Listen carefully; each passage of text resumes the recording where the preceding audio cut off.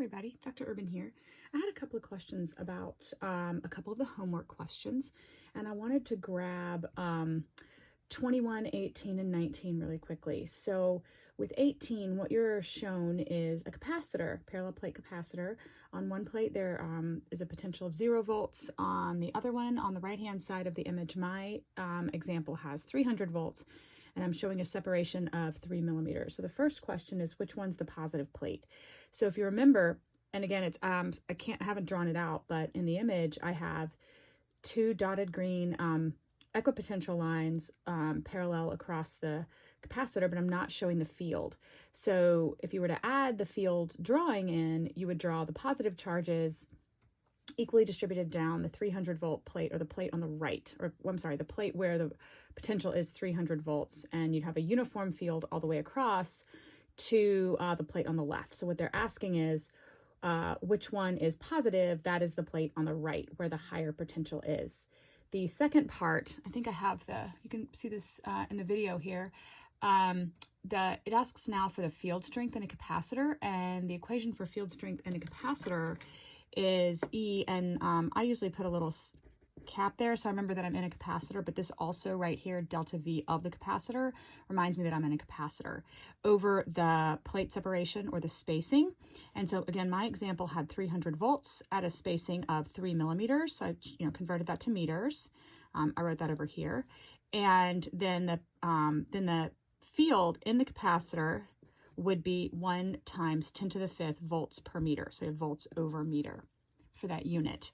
The part C of 12 is asking, and remember the field is going to be constant. So if we draw on that image, we would have had the 2 plates like this. Fantastic art there. This is where my positive charges would be. This is where I would show negative. Let's make the same amount. My field lines are like this, right? So the field out of the positive into the negative. So the field is uniform.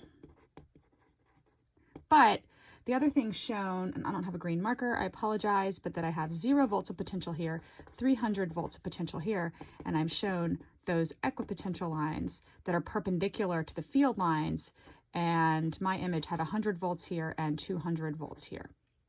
Okay, so the part C is asking at the midway, so halfway between would be about right here, so halfway between 100 and 200. Again, for my example, would be 150 volts, would be halfway between. That's what I'm showing here, 300 divided by 2. This is to get the midpoint. And then it says it wants, let me get the exact terminology, potential of a proton. So I actually wrote an electron there. So I need the charge on a proton. Obviously, it's same as an electron. I put my little positive symbol. Sorry, there are 2 different examples. But the charge on a proton is positive 1.6 times 10 to the negative 16 coulombs.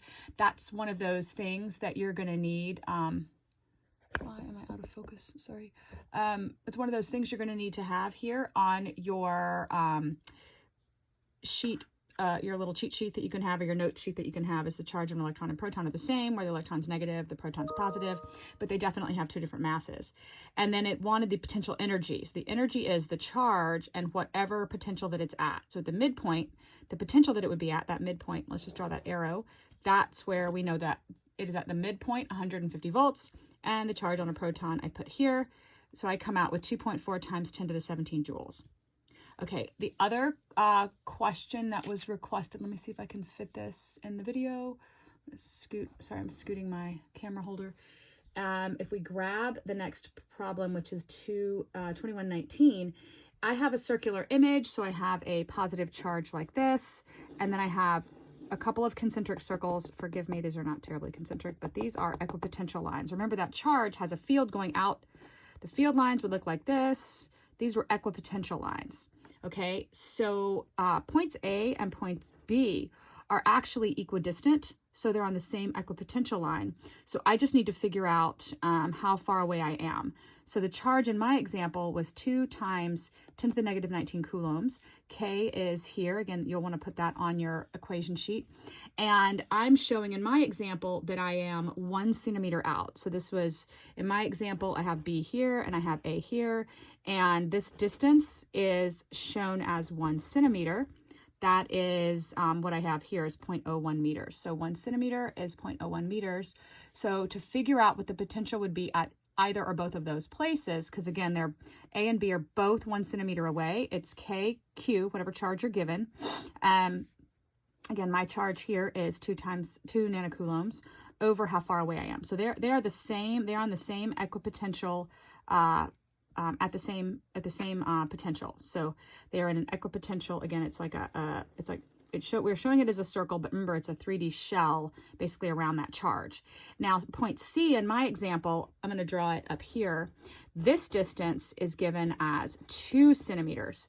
So I actually am then asked, okay, and so the answer is, so at both B and A, we have 1800 volts. So if it, either at B or at A, it's KQ over R, and so that is what I have here. So I get 1800 volts. So when I'm getting the next part, it's asking to go from, if I go from A to B, I'm basically going around at the same equipotential. So subtract them from each other. There's 0 difference whether I could be anywhere around the same equipotential shell, and it's all going to be 1800. So there's no difference between the two. That's what it's asking from A to B. That's like going around at the exact same height in a circle around a mountain. You're still at 1,000 feet. You're still at 1,000 feet, regardless of where you are relative to the top of that mountain. And again, it went out of focus. I apologize. There we go, back into focus.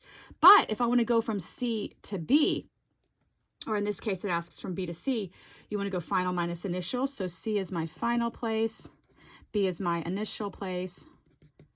So if I'm going from B down to C, I'm saying down to because I'm moving away. I'm moving away from that positive charge. And I am a positive charge moving away from a positive charge. So when I calculate the potential at B, that is this potential.